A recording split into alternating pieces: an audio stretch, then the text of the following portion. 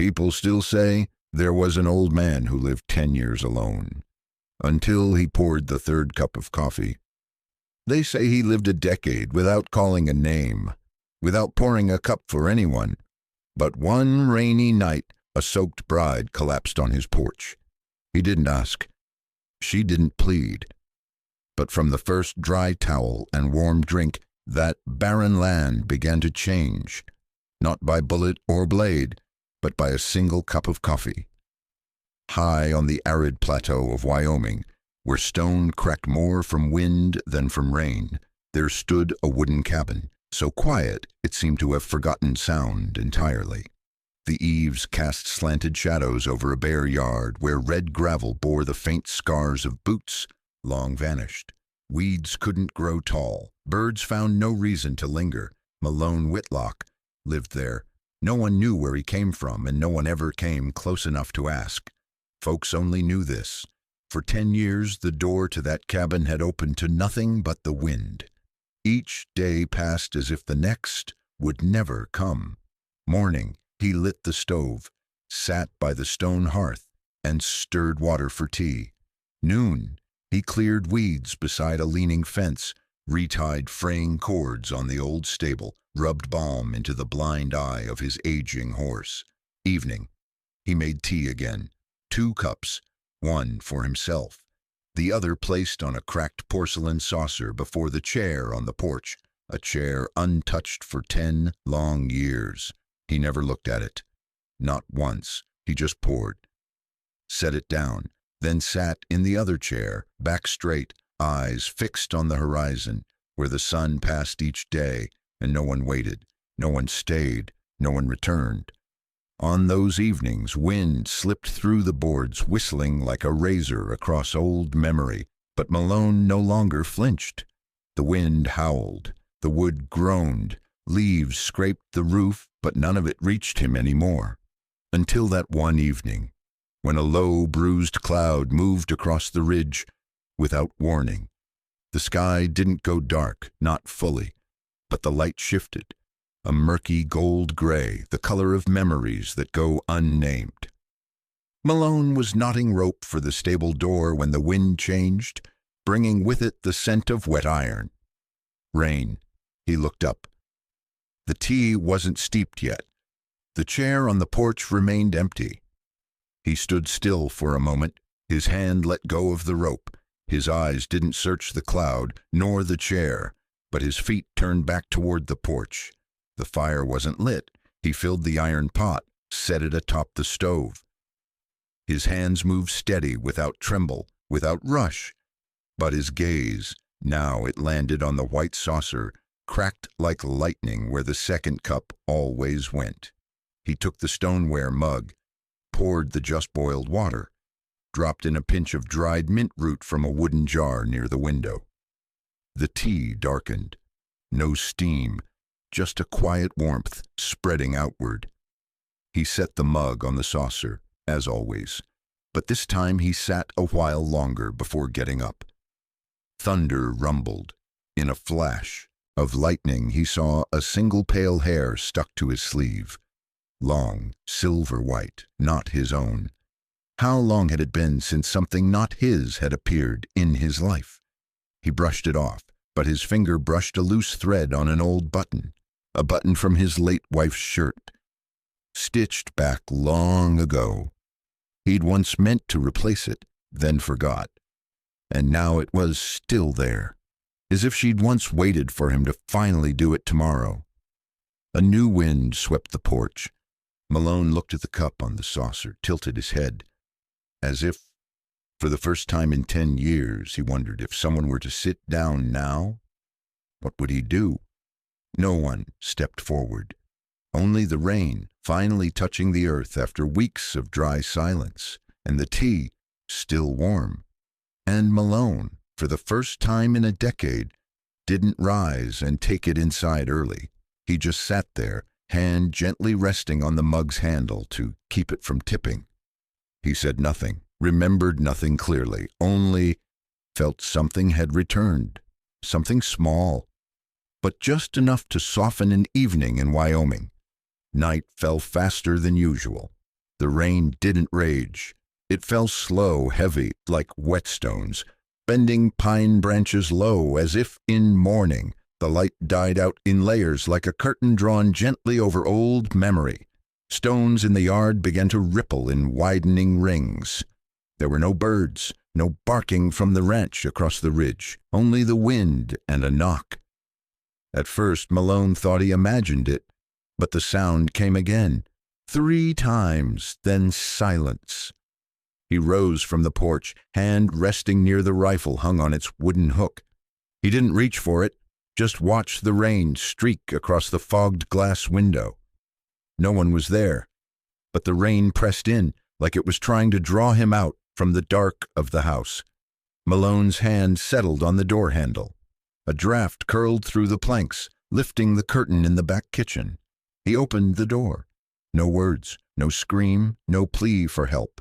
Only a small figure collapsed on the threshold, bowed low as if the wind had broken her. A white dress, stained with mud, torn at the hem. Black hair plastered across her face, like spilled ink on a silver rain-washed floor. Bare feet, one heel split open, the nail broken. She lay there like a bird with a shattered wing that the sky had refused to let die. Malone stood still. He didn't call out, didn't move, just stepped off the porch, approaching. His eyes, as always, calm, empty, but his steps, they faltered more than usual. She didn't stir, eyes closed, skin pale, soaked through, as though rain had seeped into her for hours. He knelt but didn't touch her, only looked. A flash tore across the sky, and in that split second of white fire, Malone saw a dark, round mark beneath the lace on her wedding dress. A burn, shaped like the end of a branding iron. The skin around it blistered, scorched like flame had kissed it.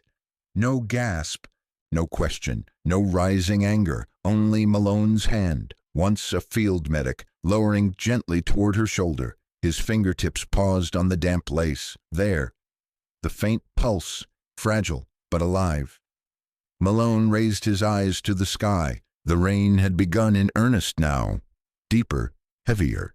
He stood, slowly shrugging off his coat and laying it across her.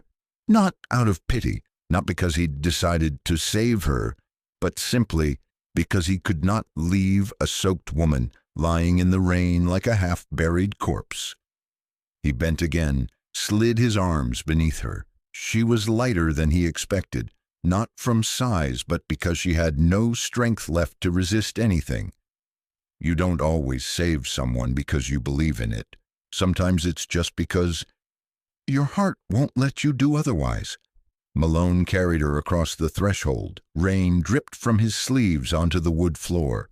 The wind followed, into a home that hadn't welcomed a stranger in 10 years. By the flicker of firelight, his wife's old chair still held the untouched cup of tea, and Malone, for the first time in years, found his hands too full to lift his own. Malone's cabin wasn't large. 3 steps from the door to the stove, 5 more to the bedroom, but tonight every footfall echoed like it stirred something long asleep in the timber. He laid the girl down on a wool blanket, dark-colored, its corners still square from years of never being used.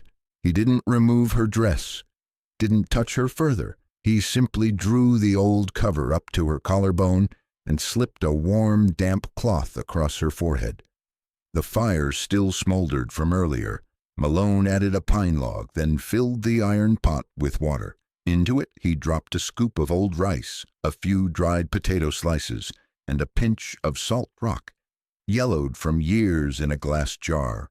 No seasoning, no flavor needed. The scent of plain porridge rose, soft as winter incense. Outside the rain still fell. The wind lashed the windows like patient knocking, but inside, time held still. Malone didn't ask her name, didn't try to wake her. He knew folks who came like this didn't need to be asked where they'd been. They only needed to be allowed to stay. When the porridge simmered, he ladled it into a ceramic bowl, one with a cracked rim, mended with old wartime wire. He set it on the small table beside the bed, but he didn't call. He sat on the floor, not close, but not too far, not facing her, just quietly. Sat there. A long time passed before the girl stirred. Her breath softened, eyes still closed, her brow damp with sweat, but no longer cold. The fire's glow cast his shadow on the wall. Thin, broad-shouldered, streaked hair graying at the temples. Seated, like a carving, half whittled and left unfinished. The wind shifted.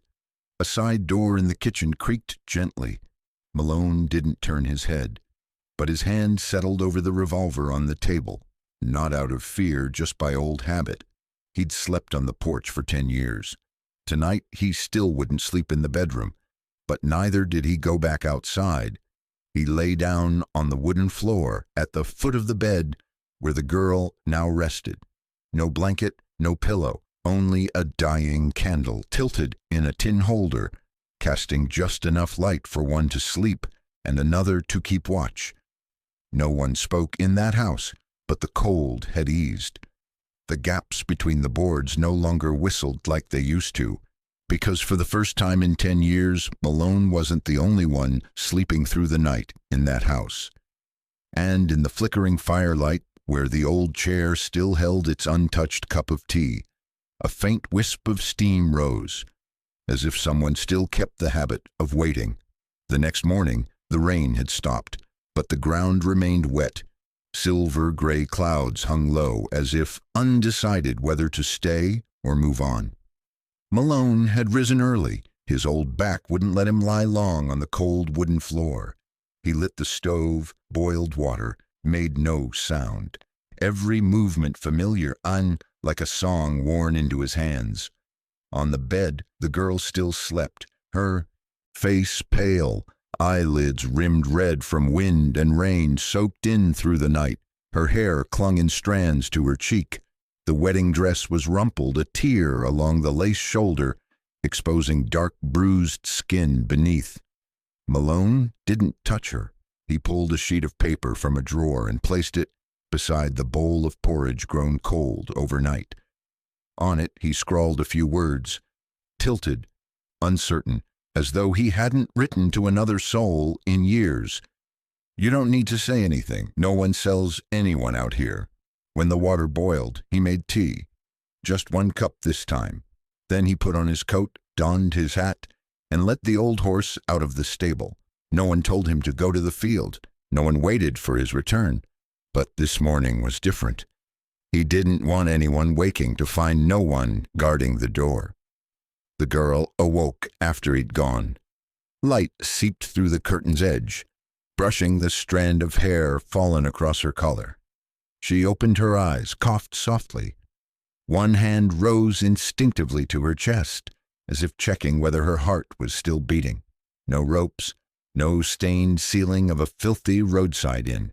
Only dark old planks above. The scent of mint tea mingled with cold porridge. She slowly sat up. The thick blanket slipped from her shoulders. The wedding dress clung to her knees, stiff with dried mud. Her gaze moved around the room.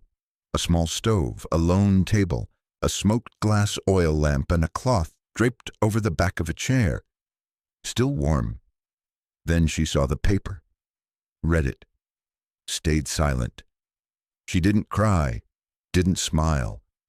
But she picked up the cloth from the chair, wiped a faint ring from the wooden table, then folded it, neat, squared, as if someone had once done that for her, a long time ago. She didn't leave. That afternoon, Malone returned with a bundle of hay and a few red onions. The door wasn't locked. Inside there was the smell of a newly lit fire. The porridge had been reheated, unfinished, unseasoned. The girl sat near the hearth, eyes open but not meeting his. He set the onions on the table, hung his hat on the nail by the door.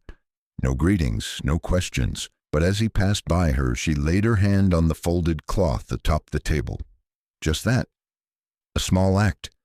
So small. But Malone paused, just for a breath. She didn't say thank you, and he didn't ask how long she planned to stay.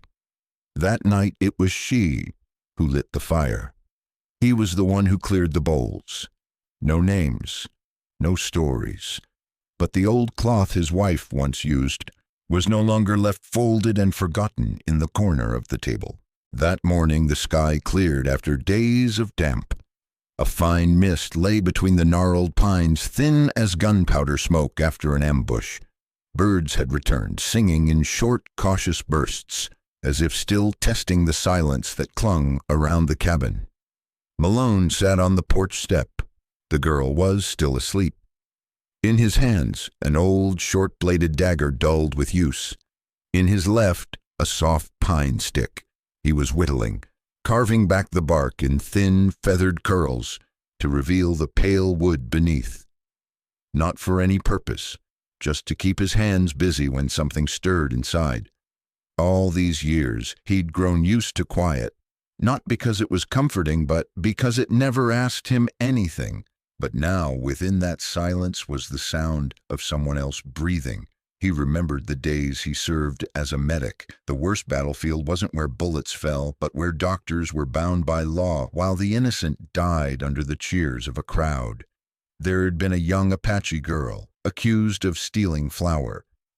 Malone knew she hadn't. She'd merely passed near the storehouse.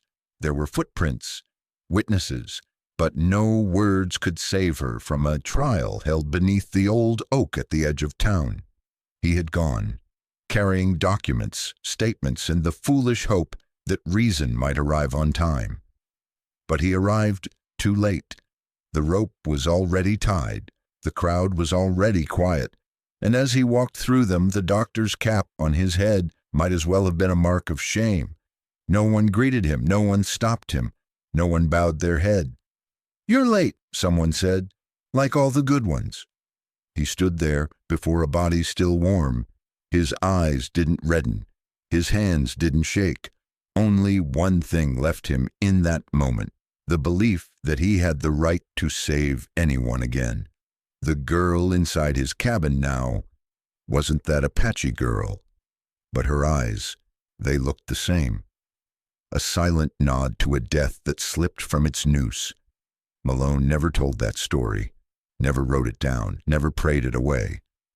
From that day forward, he left town, headed for the high plateau, took only 3 things: an axe, a blanket that had belonged to his wife, and a wooden chair, which he set on the porch, not to sit in, but to leave empty.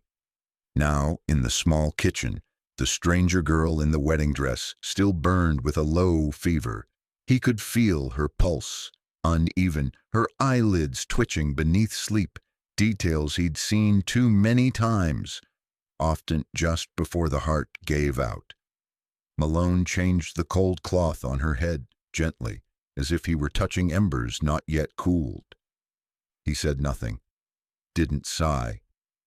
She turned in her haze. A word slipped from her lips, garbled, unclear, sounded like an apology half swallowed. He didn't ask what she meant, because he too had whispered the same apology to someone who could no longer hear, in his mind, every morning, for 10 years. Evening came. The wind turned. Malone sat on the porch, as always. The tea was poured, and for the first time in many years, he brought it inside, set it by the girl's bedside, and left it there. The 3rd day came colder. The sun wasn't strong enough to dry anything. Mist wrapped around the fence like a damp cloth thrown over something forgotten. On the floor, muddy footprints faded with each pass of the rag. But in one corner of the cabin, the wedding dress still hung, not yet dry. Malone looked at it, silk once white, now the color of ash, the hem torn and stained like dried blood, red earth smeared into the lace along the bodice. At the back, where he had seen the burn, the lace sagged, as if yanked by a gloved hand. At the collar, a small tear revealed a faded ink mark, a tiny daisy, amateurishly tattooed, like a memory from a wedding day that no one had blessed. She never spoke of the dress, and he didn't ask. That morning, when she stepped into the kitchen for the first time, her hair still tangled, footsteps cautious as if afraid to crack the floor. She saw Malone holding the gown. He was hanging it on a wire strung near the fireplace. A makeshift hook, 2 wooden pegs driven into the wall. No one remembered when. Malone didn't turn. He spoke as if to himself. "It's not dry yet." She stood still for a while. Her hand clenched the borrowed shirt, the collar too wide for her shoulders. Then finally her voice came, softer than the wind. "Am I a burden?" Malone didn't look at her. He pressed in the final peg and answered plainly, "You haven't done anything." That evening dinner was thin porridge, a few slices of boiled radish and a piece of hard bread from the day before. She sat at the table without a word. Malone sat across, pouring tea. No one invited the other. No one reached first. She held the bowl and ate slowly. When she finished, she stood, carried it to the basin, and washed it with bare hands. Malone saw, but said nothing. He simply added wood to the fire. The crackling logs filled the silence like a heartbeat trying not to be heard. She dried the bowl. Then, without a word, picked up the old cloth from the table, the one his wife used to dry her hands, folded it neatly, and laid it back in the corner. Malone turned away. Not because he was ashamed, but because he was no longer used to anyone touching such things. That night, the wind shifted. The dress still hung. Outside, a thin rain whispered. Malone stood alone in the kitchen, watching the wire sway gently. The hem of the dress trembled like breath, and he thought, though he didn't know why, it no longer looked like a wedding dress. It looked like something that once meant hope. Now just proof someone had survived it. He didn't wash it, didn't replace it, just left it there. And for the first time he let the fire burn through the night, not for warmth, but as if someone needed to know, someone out there, that the house was still awake. That afternoon the wind held strangely still, not the kind of calm that soothes, but a silence that felt like the land itself was holding its breath. No breeze came from the canyon as it usually did. No crows called from the southern ridge. Everything hung suspended, like a wound that had yet to bleed. Malone was checking the fence, a hammer in one hand, a coil of jute rope in the other. His boots stepped over mossy rocks, firm and measured, as always, slow, steady, unhurried. But when he reached the slope of red earth behind the stable, he stopped. 3 hoof prints pressed deep into the wet soil, not old, not faint, fresh, and evenly spaced, like the rider wasn't in a rush. The trail ended at the slick stone ledge that overlooked the valley. No turn marks, no further prints, which meant the rider was either still nearby or had disappeared along harder ground where no trace would hold. Malone crouched. His fingers brushed a flat stone, still warm. He stood again, turned slowly. No one, no horse, no voice, only the creak of old wood in memory, and his back, without meaning to, grew stiff. When he returned home, the sky had dimmed to slate. The girl, still unnamed, was crouched near the stove, gathering firewood into a basket. Malone entered, laid the hammer on the table, didn't speak, but his eyes flicked quickly toward the rifle hanging by the door. The rifle he hadn't needed in years. The girl looked up as if she felt the change in the air that came with his presence. Her eyes darkened. A long moment passed. Then, as Malone sat to pull off his mud-caked boots, he asked, "Has anyone ever followed you?" She nodded, barely, then touched the spot on her back where the burn lay hidden, and said, "If they found this place, they won't leave it alone." No fear, no panic, just the voice of someone who no longer believed in the idea of outrunning anything. Malone didn't press further. He stood. His hand reached for the rifle on its wooden hook, the old gun, barrel rusted in places, grip worn smooth by the sweat of past days. He took it down with both hands. Not in haste, but with the deliberate care of a man retrieving a piece of youth buried in dust. The girl watched him, said nothing. But her gaze lingered as he wiped the barrel clean with a cloth, his wife's cloth. Dark fell. Malone stepped out to the porch, stood there a while, not to look, to listen. No knock on the door, no hoofbeat in the distance, but something in the earth itself felt like it was drawing near. And while the kitchen fire still burned, while the wedding dress still hung from the wire, while the old man cleaned each bullet with hands once meant to heal, the girl leaned down, pulled a long log from the basket, and laid it across the hearth, as if she too had decided she would not run. That night the fire burned longer than usual. Malone sat at the table, cleaning the old gun, every motion slow, steady, the practiced hands of a man who'd done this his whole life, though the gun had sat untouched for 10 years, no more than a relic or a reminder of a time he no longer spoke of. The girl stood near the window, arms folded, eyes fixed outward, where the hills darkened like they were retreating, making way for something that moved quietly forward. The silence between them wasn't awkward.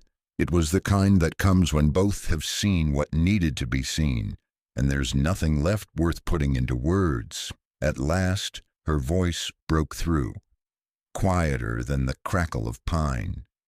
"I have to leave before morning, before they reach the door." Malone didn't answer right away. He set the gun on the table, then pulled a wrinkled map closer to the oil lamp. "If you cross over the ridge, follow the dry riverbed. You can reach the old town. 3 days. Travel by night, hide during the day." She nodded, stepped forward, touched the singed corner of the map. After a moment, she said, "I don't need company, just some bread and water." Malone gave a soft laugh, without sound.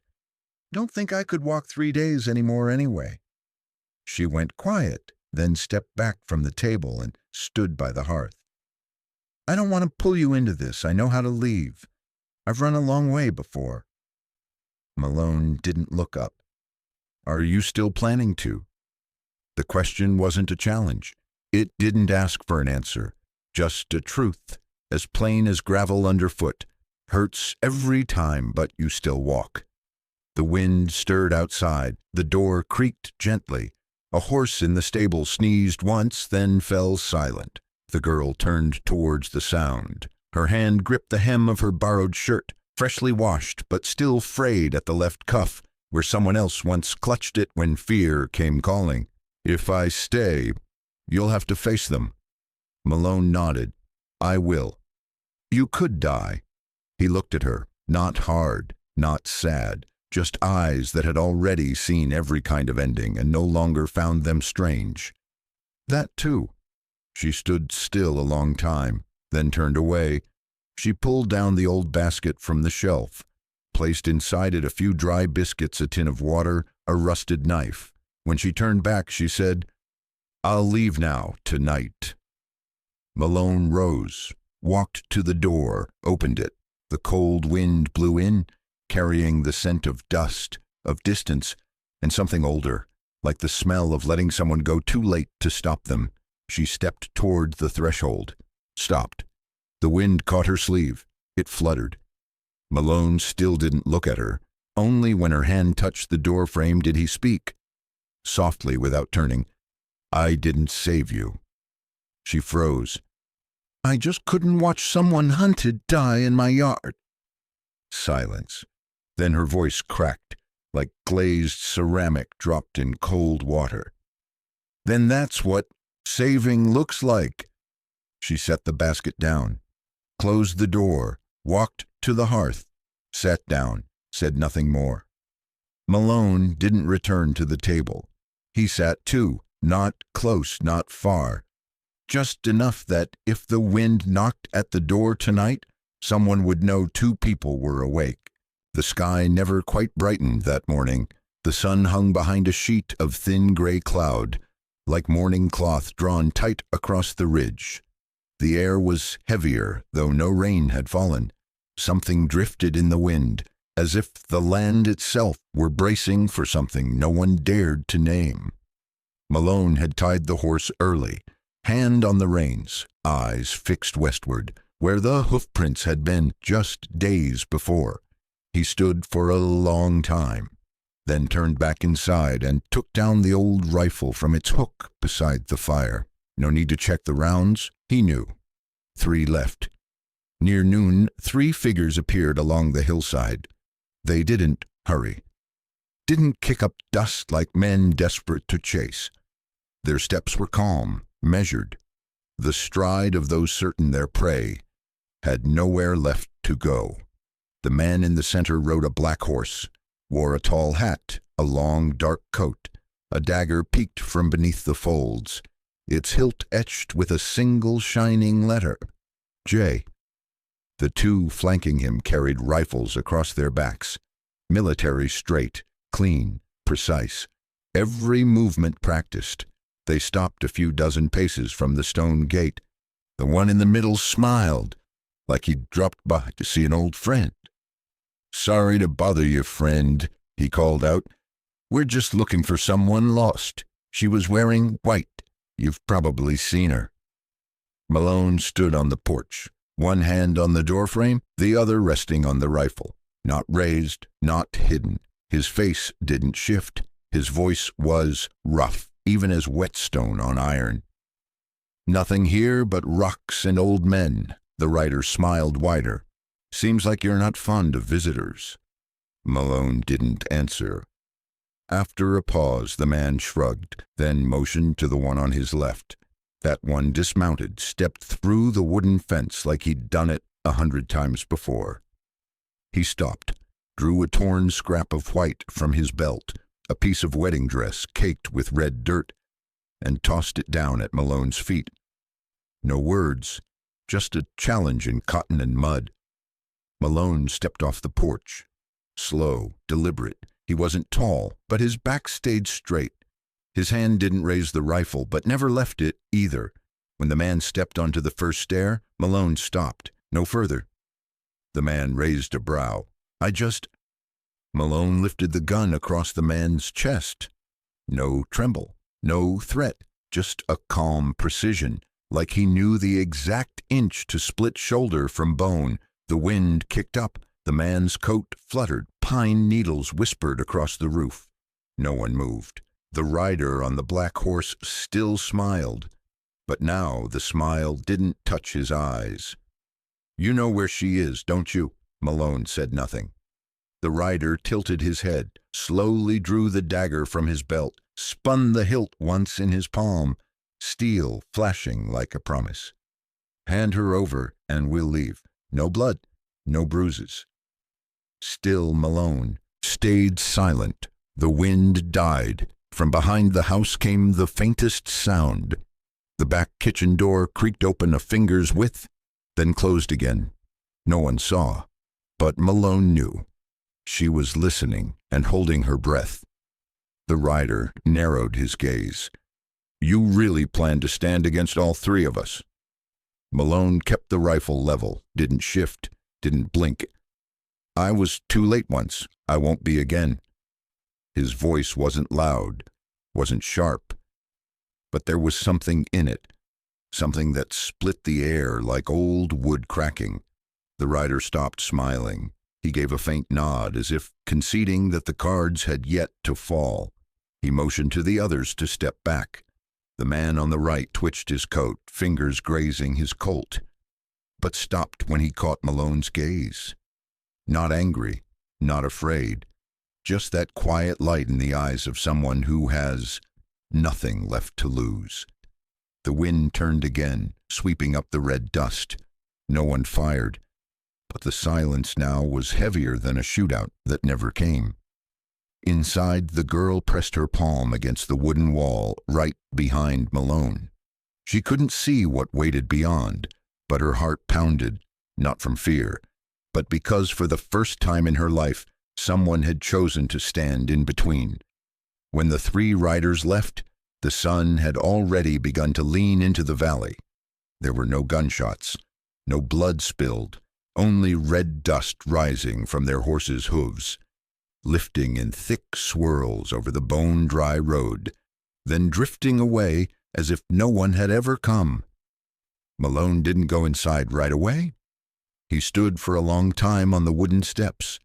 The wind had gone still. Only the pine on the ridge creaked, like teeth grinding in an old jaw. The rifle was still in his hand. But now he set it down beside the door, slowly, gently, as though placing down something that had once weighed more than his whole life. The kitchen was still warm. The fire burned low, casting a soft orange glow across the jumbled stacks of firewood. The girl stood by the water basin, hands still wet, ash smudging her shirt. When Malone stepped in, she turned, but said nothing.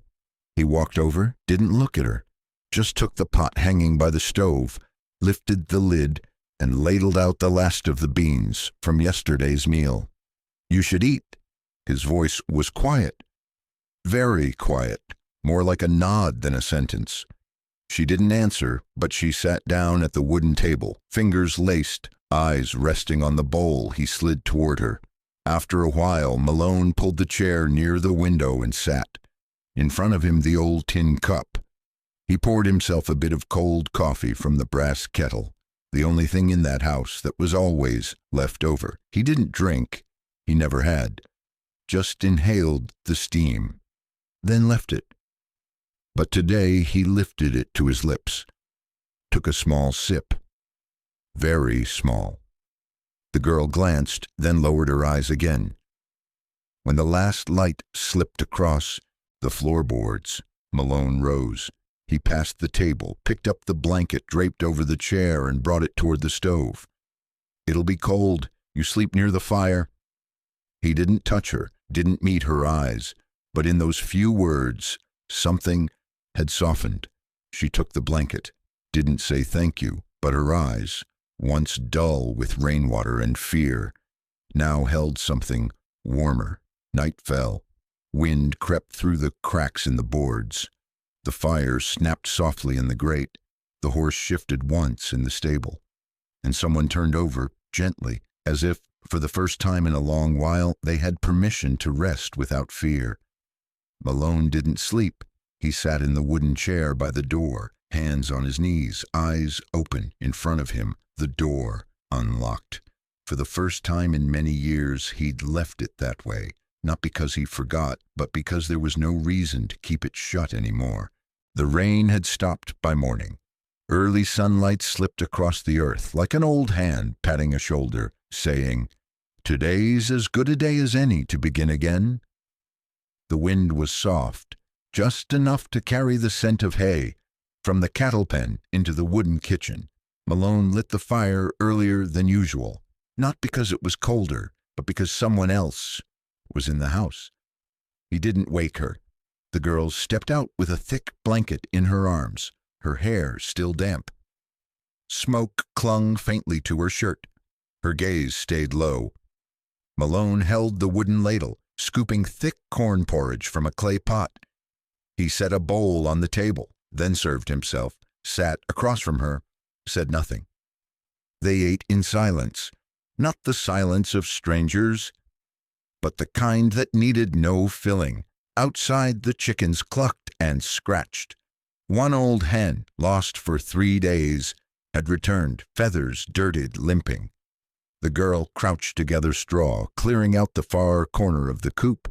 Malone watched from a distance, his hand gripping a length of rope at the fence line. Then he turned back inside, said nothing. But on the table, he left behind a pair of small leather gloves. She found them, quietly slipped them on. By noon, they were working on opposite sides of the yard. He mended the fence half-toppled in the storm.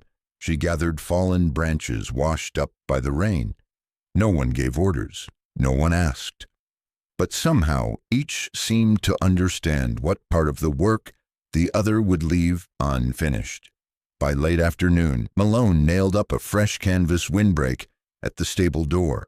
As she passed with a basket of warm eggs, he said, low, brief, "That spot used to be hers. She died the first snow season. I never got to call her name one last time." The girl paused.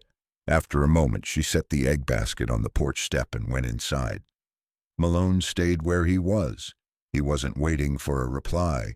That night, he poured 2 cups of coffee for the first time in many years. One he placed beside the empty chair, the one no one had sat in for a long while. The other he held in his hand, fingers trembling just slightly, and brought it to his lips. The girl sat far off by the stove's warm corner. She watched, didn't speak, didn't ask. But in the hush that followed, something stirred, and like a doorway opening. Not trust, not yet love, just someone willing to stay. Malone never asked her name. She never asked his. Maybe because those who've been left behind don't need names to recognize each other. They just need to know the other hasn't gone. On the 4th morning, no one mentioned that the girl had stayed 3 nights. No one counted. No one spoke of it. But Malone tied his horse more securely, and he took down the old rifle, wiping dust from it for the first time in years. Not because he suspected her, but because he was starting to remember he didn't live only for himself anymore. The girl was out in the yard early. Sleeves rolled, hair tied back, color returning to a face once pale as ash. She opened the cattle shed, hand running down the back of the old cow, murmuring in a way that had no words. Malone stood at a distance, leaning against the fence, arms crossed, watching without speaking. He didn't teach her, but he let her try. The sun cleared the ridge, just as the rooster called a 3rd time. The smell of wet grass settled in the mist. The hollow behind the cabin began to lighten. The field where he once planted corn with the woman who never came back. The patch was scraggly now, but that day he took a hoe there, cutting through old roots. She followed, gathering dry thorns and brittle stems. Neither asked why they were doing this. Perhaps because even a crumbling roof deserves a swept floor, even if no one knows who'll remain. That noon, Malone stood on the porch, gazing far out toward the main road. A thin line of dust hung in the air, distant. Maybe hooves, maybe not. He said nothing to her, but when he returned inside, he slid the wooden bolt on the back door, a latch he hadn't touched in years. By afternoon, the sky had turned sullen. The wind smelled like trampled grass. Malone set a small chair out front, facing the dirt road, a cup of coffee in his hand, steam long gone. He hadn't drunk from it. The girl stepped out, sat on the edge of the porch, still keeping her quiet distance. He spoke, eyes never leaving the road. They might come back. No need to say who. She nodded, not afraid, just quiet. And then a knock, software, not at the front gate, but at the back. The wall behind the kitchen. Malone rose, unhurried. His hand rested on the door latch. He didn't open it yet. He looked at her. She shook her head, eyes sharp, wary. Another knock. Soft again, like a hollow tap from a hand unsure if anyone would answer. He opened it. Just a boy, hair tangled, cheek bruised, no shoes. In his arms, a scrap of fabric, the torn piece of a wedding dress. Around his neck, a worn leather cord held a small brass tag, engraved with a single word, hope. The last thing his mother had fastened there before being taken away in the dark. Malone stood frozen. The boy said nothing, just held out the cloth. And in that breath of a moment, so brief, Malone knew. It was hers. The boy didn't speak his name. He didn't cry. He just stood there, eyes wide, fear faded to fatigue, as if being afraid had cost more strength than he had left. Malone knelt. His gaze didn't settle on the torn cloth in the boy's hand, but past him, into the empty distance where no one was chasing, yet shadows still clung to every step behind him. "Is someone hurt?" Malone asked softly. The boy nodded, raised his hand to his throat. A gesture. Someone couldn't speak. Someone was wait. Inside the house, the girl froze. When she saw the boy, she rose like something long buried had been pulled to the surface. She was no longer wearing the wedding dress, but the tear remained in the old blouse she had kept. Her hand touched the edge of the fabric, where the knife had once split it clean. Then she stepped toward the back door. The boy looked at her but didn't move forward. His expression held no joy, no sorrow, only the eyes of someone who had seen too much for his years. She said nothing. She knelt and held him. That night, Malone didn't lock the door. He saddled the horse, packed dry bread, water, and an old cloth, the one his wife used to wrap fruit when she was still alive. No map, no promises, just someone who would go first. They followed a narrow ridge path, one no feet had touched since the winter before. The cold wind bit at their faces. Bare branches jutted like ribs from the sand-hardened soil. After 2 hours, they reached a small ravine. There, a torn shelter and a woman curled tightly, bandages stained dark at her midsection. Blood had soaked through her clothes. Malone didn't ask who she was. He simply stepped forward, knelt, and pulled an old medic's pouch from inside his coat. His eyes met the girl's. No words were needed. The act, reaching for the wrist of someone drifting toward unconsciousness, was enough. The wound wasn't deep, but it was infected. Through the night, Malone warmed water, cleaned the skin, pressed herbs into gauze, rebandaged with clean strips. The girl murmured to the boy, her voice like a lullaby. He had fallen asleep in the corner of the shelter, still clutching the torn fabric in his hand. The fire burned low. Outside, the wind whispered through the cracks in the stone, like old ghosts stirring. Just before sunrise, Malone stepped out. He stood at the cave mouth, staring into the vast quiet, his hands trembling slightly. The wind slid past his collar, carrying the scent of damp cloth and the old ash. A memory surfaced 10 years ago. His wife, felled by an infection too simple to be fatal, and he had stood frozen for 3 hours, doing nothing.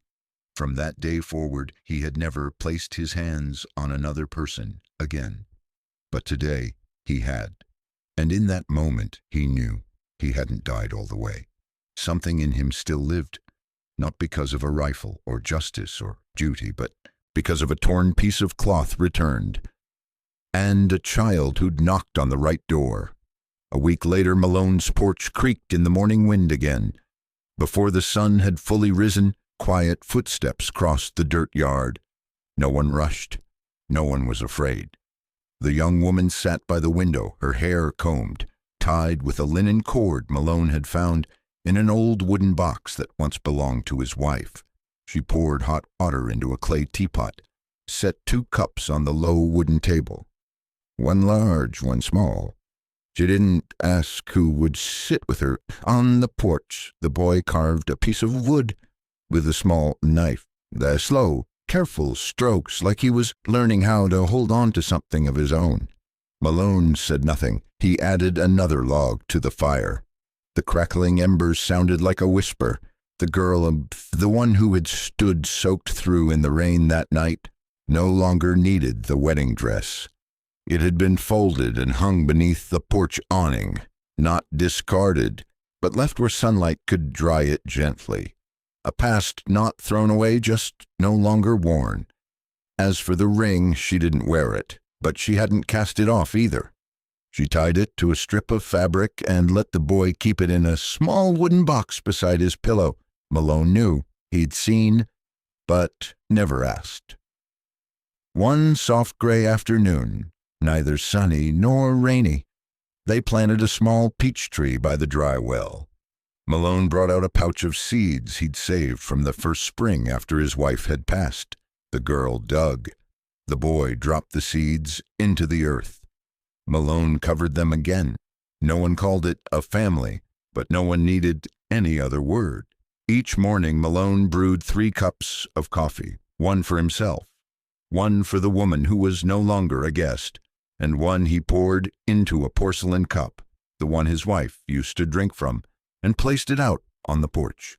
No one sat there, but each morning sunlight passed through the thin curtain and cast a shadow onto the wooden floor.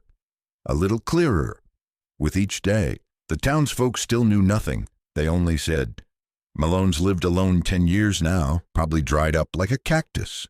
Only the postman, who made one last ride up the ridge with an old letter, noticed something different. There was morning smoke from the chimney.